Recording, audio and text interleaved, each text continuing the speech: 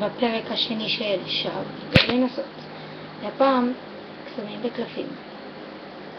בחרתם קלף, לא משנה איזה, לא מציץ, לא מסתכל, תזכרו שהוא הקלף שלכם. עכשיו מחזירים אותו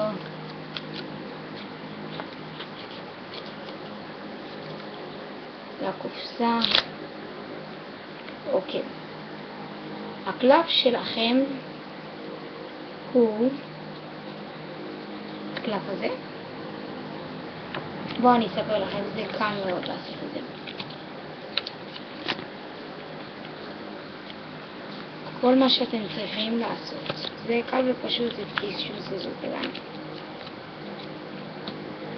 כל מה שאתם צריכים לעשות שלדאוג שקלף אחד יהיה, שכאילו שיהיו שתי צדדים אדומים, גם מפה וגם מפה.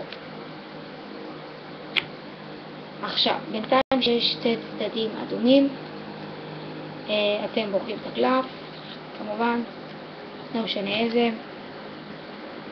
אתם מסתכלים בקלף. בינתיים שאתם מסתכלים בקלף, אני הופך את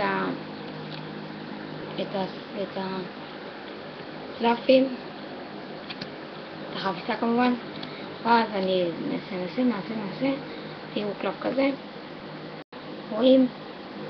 קסם הכי פשוט.